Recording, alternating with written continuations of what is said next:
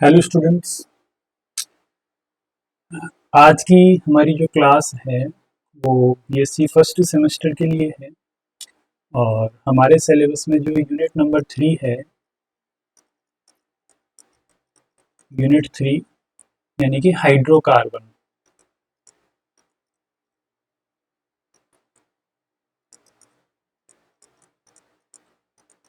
Hydrocarbon इसमें दो chapter हमारे हैं। पहला तो एल्केन और दूसरा एल्कीन्स। पहला एल्केन और दूसरा एल्किन्स। तो आज की हमारी जो क्लास होगी वो एल्केन के लिए है ना। आज की क्लास में हम देखेंगे कि एल्केन्स क्या है, उनकी मेथड ऑफ प्रिपरेशन, बनाने की विधियाँ, उनकी फिजिकल प्रॉपर्टीज, भौतिक गुण और उनकी केमिकल रिएक्शंस, रासायनिक अभिक्रियाएं क्या क्या है, उनके बारे में हम इस वीडियो में या आने वाली हमारी जो अगली वीडियोज है उनमें अपन कम्प्लीटली इसको स्टडी करेंगे। ठीक है, आगे चलते हैं हम। सबसे पहले हम हाइड्रोकार्बन जो है उसका इंट्रोडक्शन अपन देखते हैं कि हाइड्रोकार्बन बेसिकली है क्या। एक तो हाइड्रोकार्बन नाम से ही इसमें स्पष्ट है कि ये जो कंपाउंड्स है हाइड्रोकार्बन, ये दो, एक तो कार्बन और हाइड्रोजन से मिलकर बने होते हैं। कार्बन और हाइड्रोजन से। मैं इसमें बाइलिंगुअल पढ़ाने की कोशिश करूंगा जिससे कि ये जो चैप्टर है इंग्लिश मीडियम और हिंदी मीडियम दोनों स्टूडेंट्स के लिए कन्वीनियंट हो। हाइड्रोकार्बन्स जो है वो कार्बन और हाइड्रोजन से मिलके बने होते हैं। ये जो चैप्टर है या हाइड्रोकार्बन्स जो है, हम पिछली क्लासेस में भी हमने इनको खूब पढ़ा है और मेरे अकॉर्डिंग ये 9th या 10th में भी आता है और 11th में खासकर हमने इसको डिटेल में पढ़ा है, जहाँ पे आपने इसका क्लासिफिकेशन देखा होगा। आपने देखा है कि जो हाइड्रोकार्बन है उनको अपन दो पार्ट्स में अपन क्लासिफाइड करते हैं। पहला सैचुरेटेड, पहला अनसैचुरेटेड। अनसैचुरेटेड यानी असंतृप्त, असंतृप्त हाइड्रोकार्बन और दूसरा सैचुरेटेड यानी कि संतृप्त हाइड्रोकार्बन। संतृप्त हाइड्रोकार्बन में हम देखते हैं कि एल्केन्स, संतृप्त हाइड्रोकार्बन्स में हम क्या पढ़ते हैं, एल्केन। और असंतृप्त में हम पढ़ते हैं एल्कीन और एल्काइंस। ठीक है, इस टाइप से अपन इनका क्लासिफिकेशन करते हैं। तो एल्केन्स जो है वो संतृप्त हाइड्रोकार्बन से, सैचुरेटेड हाइड्रोकार्बन से। हाइड्रोकार्बन्स का जो, अगर अपन अपने आसपास की चीजों में अगर इनका उपयोग देखें तो ये बहुत कॉमन है। हमारे आसपास कई चीजें ऐसी उपस्थित है जिनमें ये पाए जाते हैं। सबसे पहले अगर अपन अपने घरों की बात करें तो एलपीजी जो सिलेंडर है, एलपीजी जो गैस है, लिक्विड पेट्रोलियम गैस है, वो भी हाइड्रोकार्बन से मिलकर बनी होती है। और इसमें मेनली जो गैसेस होती है वो होती है प्रोपेन, प्रोपेन प्लस ब्यूटेन, है ना। इसके अलावा अगर अपन सीएनजी की बात करें, ये सब फ्यूल्स है ना, फ्यूल्स है। सीएनजी की अगर अपन बात करें तो इसका जो मेन जो कंस्टिट्यूएंट होता है वो होता है मीथेन, है ना। इसके अलावा अगर अपन बात करें कि कंप्रेस्ड नेचुरल गैस, तो ये हो ही गया, है ना। और इसके अलावा अगर अपन पेट्रोल डीजल की बात करें, पेट्रोल डीजल या फिर केरोसिन, है ना, ये सब हाइड्रोकार्बन से ही मिलके बनते हैं। और हाइड्रोकार्बन जो है कई तरह के पॉलीमर बनाने में भी काम आते हैं। जैसे अगर अपन बात करें पॉलीथीन की तो वो इथेन का पॉलीमर है ना। और इस पॉलीस्टाइरीन, तो ये स्टाइरीन का पॉलीमर है। पॉलीप्रोपीन, तो ये प्रोपीन का पॉलीमर है। तो कई जो पॉलीमर्स है उनको बनाने में भी है हाइड्रोकार्बन्स यूज में आते हैं। इसके अलावा अगर अपन बात करें सॉल्वेंट, विलायक की अगर अपन बात करें, है ना, तो जैसे एन हेक्सेन है, एन एन हेप्टेन है या बेंजीन है, इस तरह के जो हाइड्रोकार्बन्स है वो बहुत ज्यादा ऑर्गेनिक केमिस्ट्री में विलायक के रूप में काम आते हैं, सॉल्वेंट के रूप में इनको उपयोग में लिया जाता है। जिस तरह से जल को एक विलायक के रूप में उपयोग में लिया जाता है, उसी तरह हाइड्रोकार्बन्स को भी ऑर्गेनिक जो रिएक्शंस है उनमें विलायक के रूप में काम में लिया जाता है। कौन कौन से?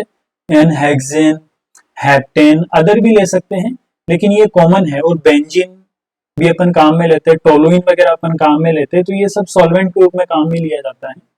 धीरे धीरे अपन आगे भी और देख लेंगे कि हाइड्रोकार्बन्स का और कहाँ यूज में आता है। अब अपन आगे बढ़ते हैं इसमें।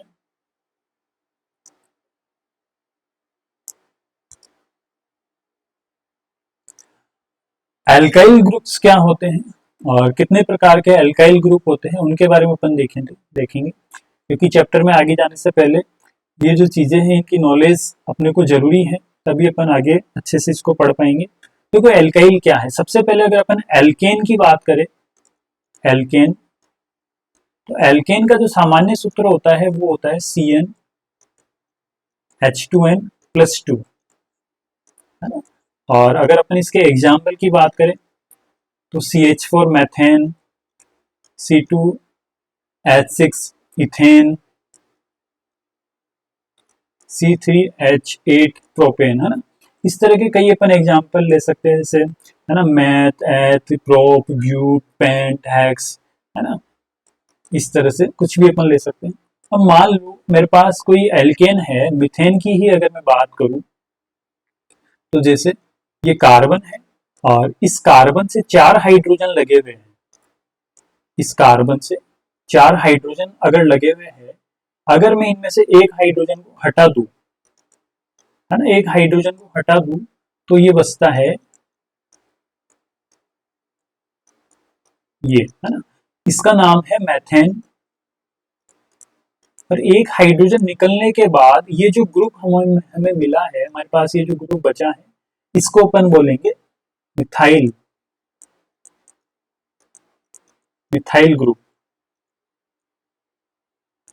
ठीक है। और ये है मिथेन, ठीक है। ये जनरली अगर मैं इसको बताऊं तो CnH2n+2 अगर मेरे पास एक एल्केन है और अगर इसमें से एक हाइड्रोजन बाहर निकल जाए तो हमें मिलता है CnH2n+1। इसको अपन बोलते हैं एल्केन, तो इसको अपन बोलेंगे एल्काइल, यानी कि एल्केन में से अगर एक हाइड्रोजन अगर अपन कम कर दे तो बचने वाला जो ग्रुप है उसको अपन बोलेंगे एल्काइल ग्रुप। अब ये जो एल्काइल ग्रुप है इनको अपन 3 भागों में अपन बांट सकते हैं, है ना। पहला प्राथमिक एल्काइल, प्राथमिक यानी कि प्राइमरी। दूसरा द्वितीयक यानी कि सेकेंडरी एल्काइल ग्रुप। और तीसरा जो है वो है तृतीयक यानी कि टर्शरी एल्काइल ग्रुप, ठीक है। सबसे पहले अपन देखते हैं कि प्राइमरी एल्काइल ग्रुप क्या है।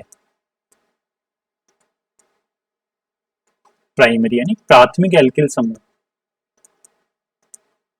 प्राथमिक एल्किल समूह क्या है ना। तो मान लो जैसे मेरे पास एक कार्बन है, मेरे पास ये ग्रुप है, ये जो कार्बन है ये आगे जाके किसी भी ग्रुप से आगे जुड़ सकता है। जैसे मान लो अगर मैं यहाँ पे हैलाइड लगा दूं या फिर मैं यहाँ पे OH लगा दूं, कुछ भी मैं यहाँ पे लगा सकता हूँ, अल्कोहल या कोई और भी ग्रुप में यहाँ पे लगा सकता हूँ, है ना। तो हैलाइड या फिर इस ऑक्सीजन से जुड़ा हुआ ये वाला जो कार्बन एटम है, ये कार्बन एटम आगे कितने कार्बन परमाणुओं से अगर ये जुड़ा हुआ है तो हम देखेंगे कि ये एक कार्बन परमाणु से जुड़ा हुआ है, तो हम इसको बोलेंगे कि ये जो कार्बन है ये 1 डिग्री या फिर प्राइमरी कार्बन है, प्राथमिक। ठीक है, इसमें अगर अपन और एग्जांपल अगर अपन देखें,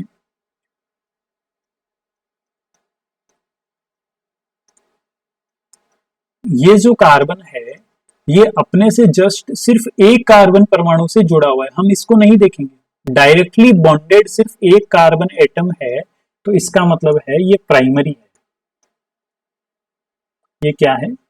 प्राइमरी है, या फिर अपन इसको 1 डिग्री भी सामान्यतः बोल लेते हैं। और अगर अपन एग्जांपल देखें तो मान लो ये CH2 ग्रुप है और ये CH2 ग्रुप आगे इस तरह से जुड़ा हुआ है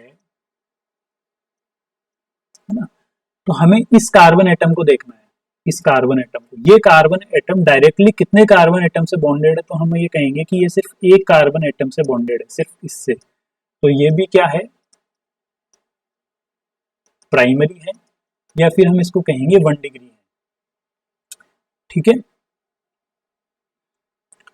इनको नहीं देखना है, सिर्फ डायरेक्टली बॉन्डेड कार्बन एटम, ये डायरेक्टली बॉन्डेड नहीं है, इनके बीच में एक CH ग्रुप प्रेजेंट है, डायरेक्टली बॉन्डेड नहीं है, इस कार्बन से डायरेक्टली बॉन्डेड सिर्फ ये एक ग्रुप है, तो हमें सिर्फ इसको देखना है ना। और अगर अपन इसमें एग्जांपल देखें,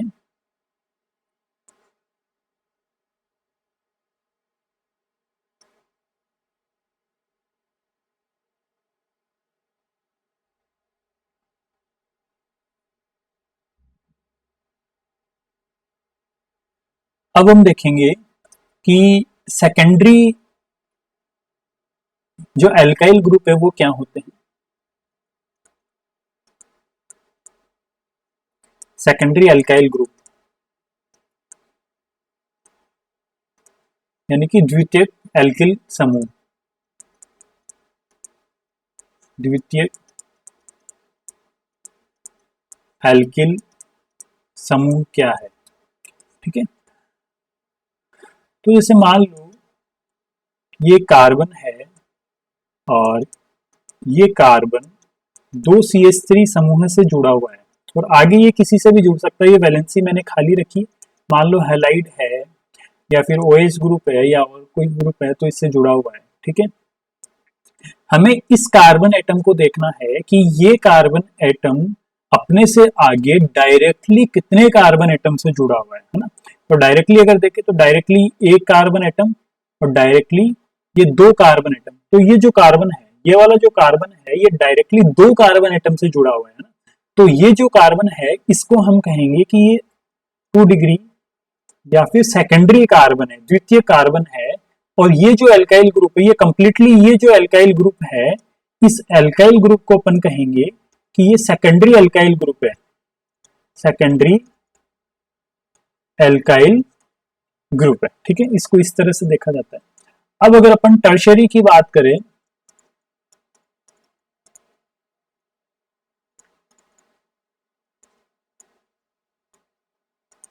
टर्शरी यानी कि तृतीयक, तृतीयक एल्किल समूह की अगर अपन बात करें तो मान लो मेरे पास एक एल्काइल ग्रुप है ये वाला, और ये जो है ये 3 मैथिल समूह से जुड़ा हुआ है। ठीक है, आगे ये किसी से भी जुड़ सकता है, मुझे इस कार्बन से मतलब है। ये जो कार्बन है ये डायरेक्टली 1, 2 और 3 कार्बन एटम से जुड़ा हुआ है ना, तो हम ये कहेंगे कि ये जो एल्किल ग्रुप है ये 3 डिग्री या फिर टर्शरी एल्किल ग्रुप है, टर्शरी है ना, तृतीयक एल्किल ग्रुप, तृतीयक एल्किल समूह है ना। तो इस तरह से अपन ये जो एल्किल समूह है इनको अपन प्राथमिक, द्वितीयक और तृतीयक एल्किल समूह में इनका इस प्रकार से अपन वर्गीकरण कर सकते हैं।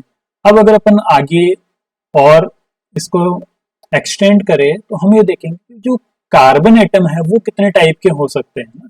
कार्बन एटम्स का वर्गीकरण अपन कितने प्रकार से कर सकते हैं, बिल्कुल लगभग सेम है, थोड़ा सा अपने को ध्यान रखना पड़ता है इस, है ना। अभी अपन केवल एल्किल ग्रुप देख रहे थे, अब अपन कार्बन देखेंगे। तो कार्बन जो परमाणु है वो भी अपन 4 प्रकार के बता सकते हैं। सबसे पहला प्राथमिक, प्राथमिक यानी कि प्राइमरी कार्बन। प्राइमरी कार्बन अपन किसको बोलेंगे? एक ऐसा कार्बन एटम जो केवल एक कार्बन परमाणु से जुड़ा हुआ हो ना, ऐसा कार्बन परमाणु, ऐसा कार्बन परमाणु जो केवल एक कार्बन परमाणु से जुड़ा हुआ हो।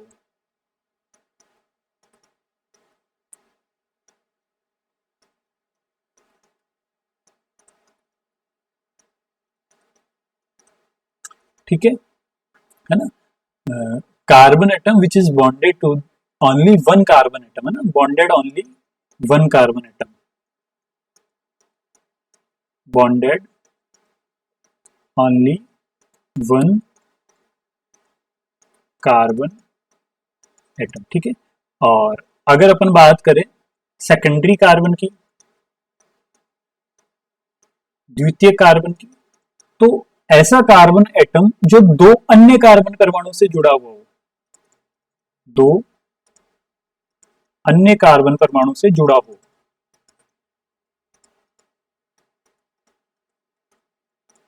दो अन्य कार्बन परमाणु से जुड़ा हो, बॉन्डेड विथ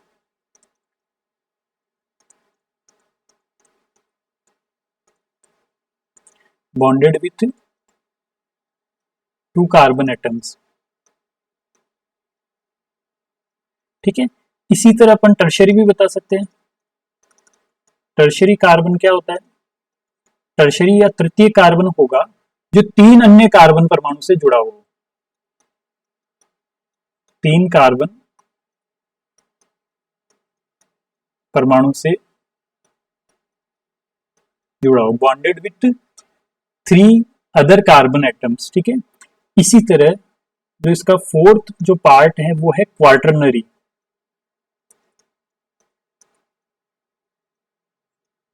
क्वार्टरनरी कार्बन। ये जो है ये चार अन्य कार्बन परमाणु से जुड़ा हुआ रहता है, चार कार्बन परमाणु से जुड़ा होता है। ठीक है। अगर इनका एग्जाम्पल अगर अपन देखें तो देखो किस प्रकार से अपन बता सकते हैं।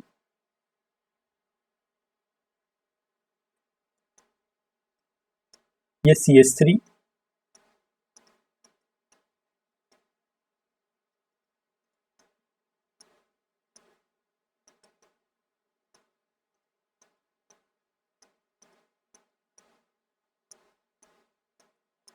है ना, ये कंपाउंड है।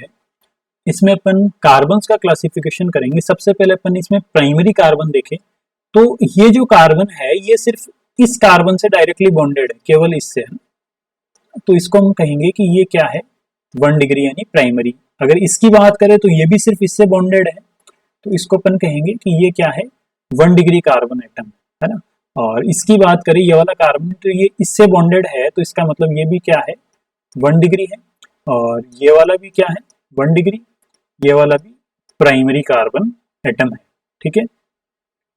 अब अगर अपन सेकेंडरी कार्बन एटम की बात करें तो ये वाला जो कार्बन है ये एक तो इस कार्बन से जुड़ा हुआ है और दूसरा इस कार्बन से जुड़ा हुआ है। इसका मतलब है कि ये क्या है, सेकेंडरी यानी कि द्वितीय कार्बन परमाणु है। और अगर अपन इसकी बात करें तो ये जो है 1, 2 और 3 कार्बन एटम से जुड़ा हुआ है। इसका मतलब ये क्या है, टर्शरी कार्बन एटम है, तृतीय कार्बन परमाणु, है ना। और अगर अपन इस कार्बन एटम की बात करें तो ये 1, 2, 3 और 4, 4 कार्बन परमाणु से जुड़ा हुआ है। इसका मतलब ये क्वार्टरनरी कार्बन है, चतुर्थ कार्बन परमाणु। ठीक है। ये जो क्लासिफिकेशन है ये कार्बन एटम्स का क्लासिफिकेशन है। ठीक है। अब अपन आगे देखेंगे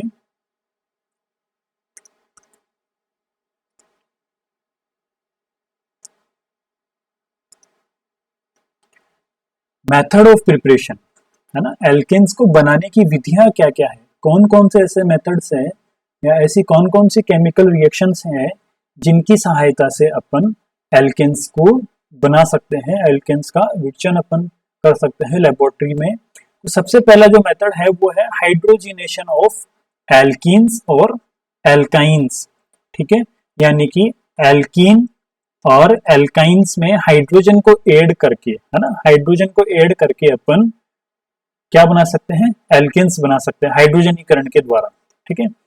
ये जो मेथड है हाइड्रोजनीकरण का, इसमें अपन कैटलिस्ट क्या काम में लेते हैं, कैटलिस्ट हम क्या काम में लेंगे, उत्प्रेरक। तो ये सब आप जानते हो कि इस मेथड में अपन निकिल, पैलेडियम और जो प्लेटिनम की सरफेस है वो अपन एज ए कैटलिस्ट अपन काम में लेते हैं। और अपना रिएजेंट क्या होगा, रिएजेंट अभिकर्मक, अभिकर्मक अपन लेते हैं हाइड्रोजन, क्योंकि हाइड्रोजन अपने को ऐड करना है एल्कीन और एल्काइंस में, तो अपन यहाँ पे हाइड्रोजन लेके चलेंगे जो कि निकिल, पैलेडियम और प्लेटिनम की सरफेस पे एडजॉर्ब होती है, अधिशोषित होती है ना, इस तरह से ये इसका हाइड्रोजनीकरण होता है। अगर अपन एग्जांपल ले, जैसे मान लो मेरे पास एक एल्कीन है ना, ये है प्रोपीन। बहुत सिंपल चैप्टर है, इतना कुछ ज्यादा बताने का इसमें है नहीं है और बिल्कुल इजी चैप्टर है ये, क्योंकि हम इसको पहले भी बहुत बार पढ़ चुके हैं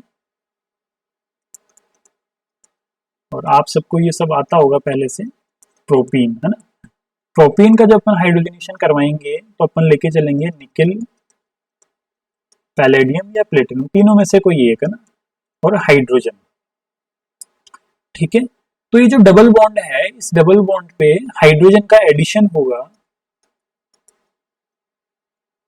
और यहाँ पे पहले एक हाइड्रोजन थी, अब दो हो गई और यहाँ पे ये CH3।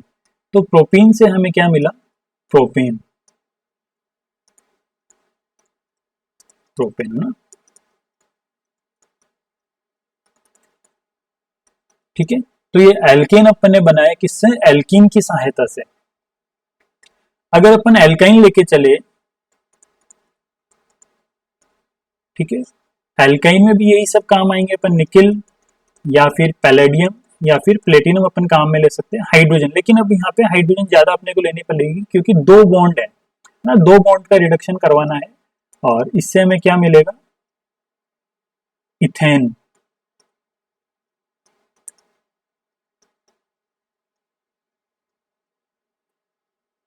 और ये है एथाइन,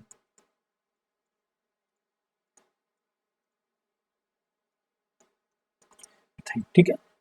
एक नेम रिएक्शन होती है, अगर अपन कैटलिस्ट ले अपन निकिल, है ना, निकिल के साथ अगर अपन हाइड्रोजनेशन करवाए और टेम्परेचर अगर अपन लेके चले 150 से 200 डिग्री सेल्सियस तक, है ना, तो इस नेम रिएक्शन को अपन बोलते हैं सेबेटियर सैंडरसन रिएक्शन, सेबेटियर सैंडरसन रिएक्शन, ठीक है। सेम यही है, रिडक्शन ही है ये भी, और ये जो अभी हमने करवाया ये भी क्या है, रिडक्शन है। ये जो रिएक्शन है इसको अपचयन अभिक्रिया अपन बोलते हैं, अपचयन है बेसिकली ये, क्योंकि इसमें हाइड्रोजन का एडिशन करवा रहे हैं, हाइड्रोजन का जुड़ना क्या होता है, अपचयन, है ना। तो ये जो रिएक्शन है ये भी क्या है, अपचयन की अभिक्रिया है। बस इसमें अंतर सिर्फ इतना है, निकिल के साथ अपन हाइड्रोजन और टेम्परेचर अपन ने फिक्स कर दिया कि इतना टेम्परेचर अपन लेके चलते हैं, तो इस रिएक्शन को अपन क्या बोलते हैं, सेबेटियर सैंडरसन रिएक्शन अपन इसको बोलेंगे, ठीक है। अब आगे अपन नेक्स्ट मेथड पे अपन चलते हैं। नेक्स्ट हमारा जो मेथड है वो है एल्किल हैलाइड का अपचयन। एल्किल हैलाइड का अपने को अपचयन करवाना है,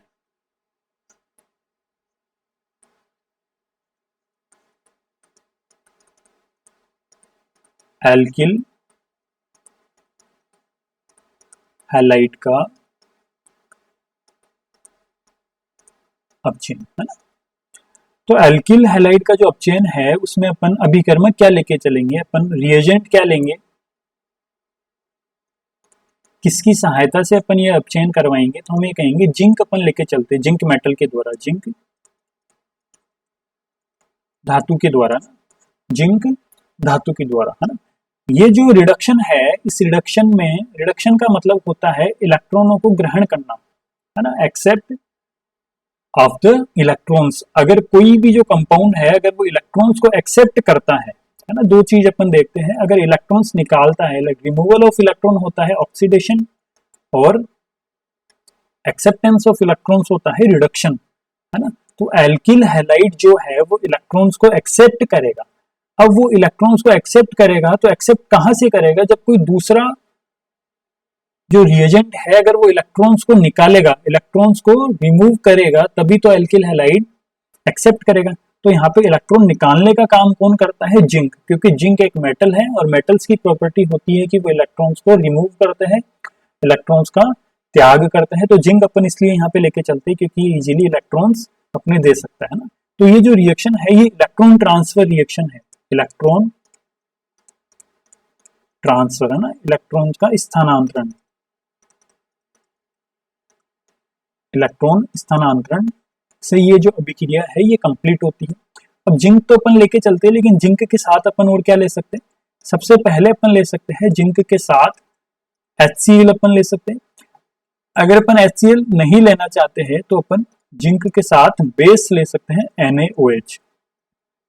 और तीसरा हमारे पास ऑप्शन है जिंक और कॉपर का कपल अपन ले सकते हैं, है ना, युग्म। जिंक और कॉपर का अपन युग्म ले सकते हैं, कपल, किसके साथ, एथेनॉल के साथ, ठीक है। इसके साथ अपन ये रिएक्शन करवा सकते हैं। अगर अपन जनरल रिएक्शन की बात करें, सामान्य अभिक्रिया की, सामान्य अभिक्रिया क्या है, जनरल रिएक्शन, तो एल्किल हैलाइड हमारे पास है और एल्किल हैलाइड के साथ अपन क्या ले सकते हैं, जिंक प्लस HCl, या फिर जिंक प्लस NaOH, या फिर अपन ले सकते हैं जिंक और कॉपर का कपल और साथ में एथेनॉल, है ना। तो एल्किल हैलाइड से हमें क्या मिलेगा, RH, और RH को अपन क्या बोलते हैं, एल्केन, RH को क्या बोलेंगे, एल्केन, ठीक है। तो ये जो रिएक्शंस है इसमें एल्किल हैलाइड से अपन एल्केन बना सकते हैं। इसका जो मैकेनिज्म क्या होगा वो अपन देखते हैं। को मैकेनिज्म क्या होगा, मैकेनिज्म को अपन इस तरह से समझ सकते हैं कि मान लो मेरे पास क्या है, ये RX एल्किल हैलाइड मेरे पास है ना, और एल्किल हैलाइड का अगर होमोलाइटिक क्लीवेज हो, समान से अगर विदलन हो, तो ये जो बॉन्ड के जो दो इलेक्ट्रॉन इसमें है, एक इलेक्ट्रॉन जाएगा R ग्रुप के पास और एक इलेक्ट्रॉन जाएगा किसके पास, हैलाइड के पास, है ना। तो ये किसमें कन्वर्ट होगा, R रेडिकल और साथ में X रेडिकल, हैलाइड रेडिकल, है ना, रेडिकल कन्वर्ट हो गया। ये जो रिएक्शन है इसका फर्स्ट स्टेप ये होता है कि इसमें ये जो जिंक जो मेटल है ये अपने दो इलेक्ट्रॉन्स का त्याग करता है और ये जिंक 2+ में कन्वर्ट हो जाता है। दो इलेक्ट्रॉन्स को मैं इस तरह से 2 इलेक्ट्रॉन लिख सकता हूं, लेकिन समझने के लिए मैं इसको अलग अलग इलेक्ट्रॉन्स के रूप में यहाँ पे शो कर रहा हूँ कि इलेक्ट्रॉन प्लस इलेक्ट्रॉन, ठीक है। पहला स्टेप इसका ये है कि जिंक ने अपने 2 इलेक्ट्रॉन निकाल दिए, इलेक्ट्रॉन प्लस इलेक्ट्रॉन। दूसरा स्टेप ये है कि RX जो है एल्किल हैलाइड जो है, इसका ये जो बॉन्ड है, अगर इस बॉन्ड का अगर होमोलाइटिक क्लीवेज हो, समान से अगर विदलन हो, तो एक तो हमें मिलेगा R रेडिकल और साथ में हैलोजन रेडिकल। अब ये जो हैलोजन रेडिकल है जिंक के द्वारा निकाले गए एक इलेक्ट्रॉन को ग्रहण करके, है ना, ये किस में कन्वर्ट हो जाएगा,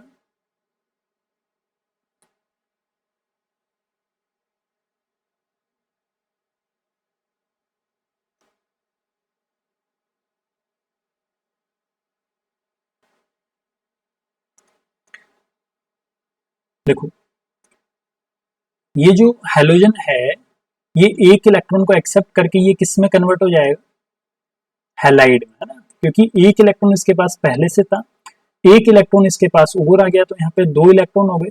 क्योंकि इसने इलेक्ट्रॉन्स को एक्सेप्ट किया है इसलिए इसके ऊपर कैसा चार्ज आएगा, नेगेटिव चार्ज आएगा, इसके ऊपर कैसा चार्ज आएगा, नेगेटिव चार्ज आएगा। अब अगले स्टेप में क्या होगा, ये जो आर रेडिकल है, ये आर रेडिकल भी क्या होगा, इसने भी एक इलेक्ट्रॉन एक्सेप्ट किया है ना, एक इलेक्ट्रॉन हैलोजन ने ले लिया और दूसरा इलेक्ट्रॉन किसने ले लिया, आर रेडिकल ने, और ये किस में कन्वर्ट हो जाएगा, आर माइनस में, जिसको अपन क्या बोलते हैं, कार्ब एनाइन।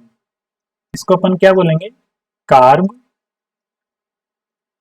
एनाइन, है ना, कार्ब एनाइन। ठीक है, ये जो कार्ब एनाइन है, ये तीसरे स्टेप में, ये कार्ब एनाइन तीसरे स्टेप में किसी H प्लस से रिएक्शन करके, H प्लस के ऊपर अटैक करके, और ये H प्लस को एक्सेप्ट कर लेगा। H प्लस को एक्सेप्ट करने के बाद ये किस में कन्वर्ट हो जाएगा, एल्केन में ये कन्वर्ट हो जाएगा। ठीक है, ये जो मैकेनिज्म है इसको एक बार अपन दोबारा से देखते हैं। सबसे पहले क्या हुआ, जिंक ने क्या किया, अपने 2 इलेक्ट्रॉन निकाले और खुद जिंक +2 में कन्वर्ट हो गया। इसके 2 इलेक्ट्रॉन यहाँ पे है, इलेक्ट्रॉन 1 और इलेक्ट्रॉन 2।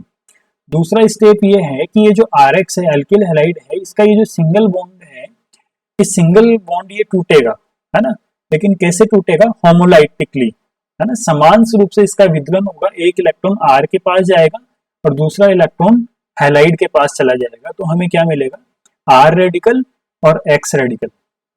अब ये जो X रेडिकल है, इन निकाले गए 2 इलेक्ट्रॉन्स में से एक इलेक्ट्रॉन को एक्सेप्ट करके किस में कन्वर्ट हो जाएगा, हैलाइड आयन, है ना, X नेगेटिव आयन के रूप में कन्वर्ट हो जाएगा। और ये जो दूसरा इलेक्ट्रॉन है, इसको कौन एक्सेप्ट करेगा, ये जो R रेडिकल है, R रेडिकल जो है इस दूसरे इलेक्ट्रॉन को भी एक्सेप्ट कर लेगा, तो ये भी किस में कन्वर्ट हो जाएगा, R माइनस के रूप में, जिसको अपन क्या बोलते हैं, कार्ब एनाइन। अब ये जो कार्ब एनाइन जो बना है, ये फर्दर रिएक्शन करेगा और रिएक्शन में उपस्थित किसी H प्लस आयन के ऊपर अटैक करके H प्लस आयन को क्या कर लेगा, एक्सेप्ट कर लेगा। ठीक है, और एक्सेप्ट करके ये किस में कन्वर्ट हो जाएगा, RH यानी कि एल्केन में ये कन्वर्ट हो जाएगा। तो इस प्रकार से अपन एल्किल हैलाइड के अपचयन से अपन एल्केन की प्रिपरेशन अपन कर सकते हैं, एल्केन का विरचन कर सकते हैं, एल्केन को बना सकते हैं। ठीक है, अब अगला जो मेथड है एल्केन को बनाने का, वो है reduction,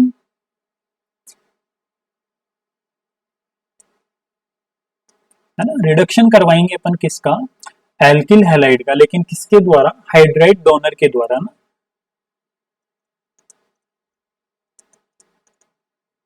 reduction by hydride donor.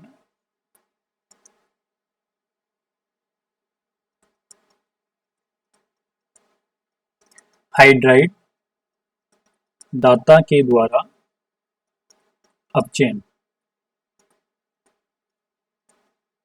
ठीक है, तो ये जो है, अगर अपने को हाइड्राइड डोनर की सहायता से अगर अपने को रिडक्शन करवाना है, तो अपन क्या रिएजेंट अपन काम में ले सकते हैं। तो सबसे पहला और सबसे कन्वीनियंट जो रिएजेंट है वो है लिथियम एल्यूमिनियम हाइड्राइड, और दूसरा जो है वो है सोडियम बोरोहाइड्राइड। जो सामान्यतः जो सबसे ज्यादा यूज में आते हैं वो ये वाले रिएजेंट है, लिथियम एल्यूमिनियम हाइड्राइड और सोडियम बोरोहाइड्राइड। तीसरा जो रिएजेंट है वो है ट्राई ब्यूटाइल टिन हाइड्राइड। ये ब्यूटाइल ग्रुप है, ये टिन है और ये हाइड्रोजन। ये जो रिएजेंट है ट्राई ब्यूटाइल टिन हाइड्राइड। इसके अलावा अपन और क्या काम में ले सकते हैं, triphenyl tin hydride, triphenyl tin hydride. इसके अलावा और भी रिएजेंट हो सकते हैं, है ना, ज्यादा अपने को अंदर नहीं जाना इसमें। ये जो सारे रिएजेंट है इनका सिर्फ एक काम है कि H माइनस ये देते हैं, क्या देते हैं, H माइनस ये देते हैं, यानी कि हाइड्राइड आयन अपना ये ट्रांसफर करते हैं और हाइड्राइड आयन के ट्रांसफर के द्वारा रिडक्शन होता है ना। हम यहाँ पे पढ़ रहे हैं एल्किल हैलाइड का रिडक्शन, तो ये जो H माइनस है ये कौन एक्सेप्ट करेगा, एल्किल हैलाइड। ठीक है, देखो H क्या है, हाइड्रोजन है, और H2 क्या है, हाइड्रोजन गैस है। अगर ये अपना एक इलेक्ट्रॉन निकाल देता है तो ये H प्लस में कन्वर्ट हो जाता है, जिसको अपन कहते हैं प्रोटॉन। इसको अपन क्या कहते हैं, प्रोटॉन। ठीक है, और अगर ये H एक इलेक्ट्रॉन अगर ये एक्सेप्ट कर लेता है तो अपन इसको कहते हैं हाइड्राइड। हाइड्राइड, ठीक है। तो ये H माइनस के रूप में यहाँ पे काम आता है। अब अगर अपन इनकी जनरल रिएक्शन अगर अपन देखें तो ये RX है हमारे पास, और साथ में मैंने क्या लिया, लिथियम एल्यूमिनियम हाइड्राइड, ठीक है। चार अपने को इसके मॉल अपने को लेने हैं। यहाँ पे क्या बनेगा, एल्केन।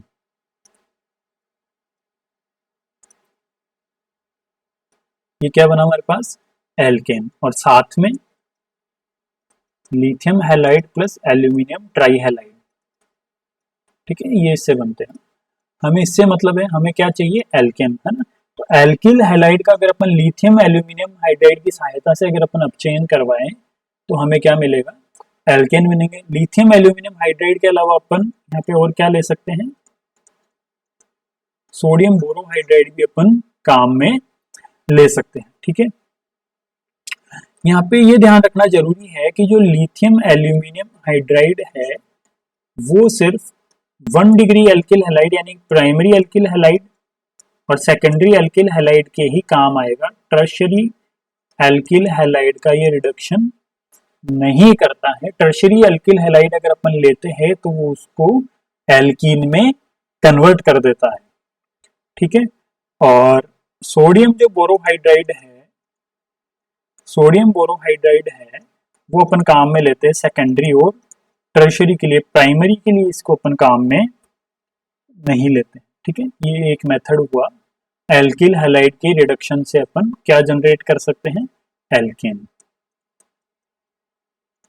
एल्केन अपन इससे बना सकते हैं। अब आर ग्रुप अपन कुछ भी ले सकते हैं, चाहे CH3 ले लो, चाहे C2H5 ले लो। आर ग्रुप अपन कोई सा भी ले सकते हैं, सेकेंडरी ग्रुप भी ले सकते हैं, टर्शियरी भी ले सकते हैं, है ना। ग्रुप रिएजेंट मैंने बताई दिए कि लिथियम एल्यूमिनियम हाइड्राइड 3 डिग्री पे काम नहीं करेगा, जबकि सोडियम बोरोहाइड्राइड प्राइमरी के लिए काम नहीं करेगा, ठीक है। अब आगे अपन देखते हैं reduction with OMC। Reduction with OMC,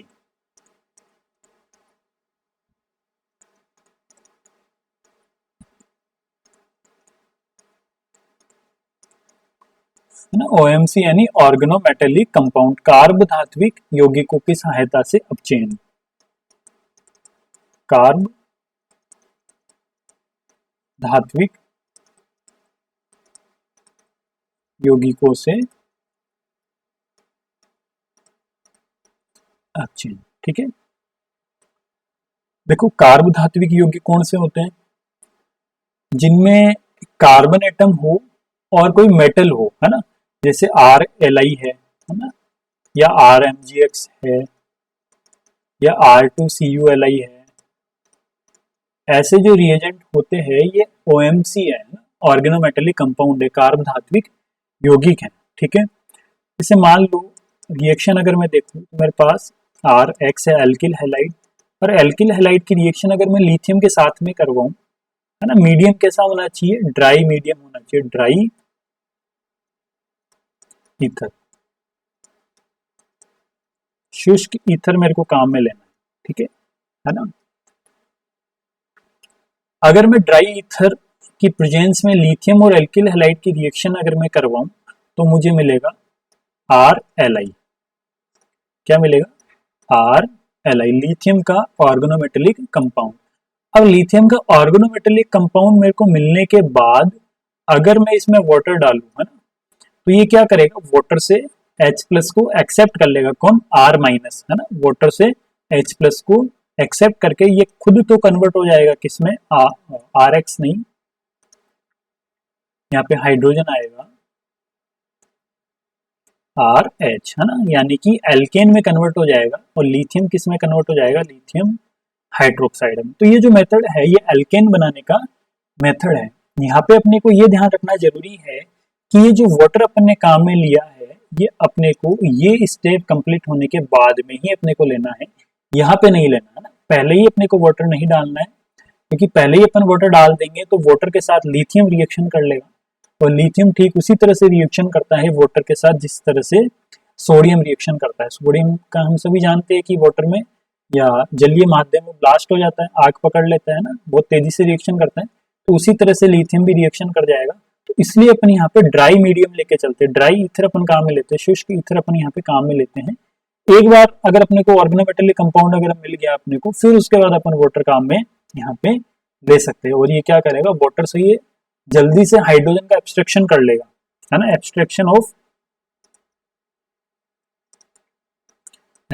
of hydrogen, है ना, हाइड्रोजन को ग्रहण कर लेगा।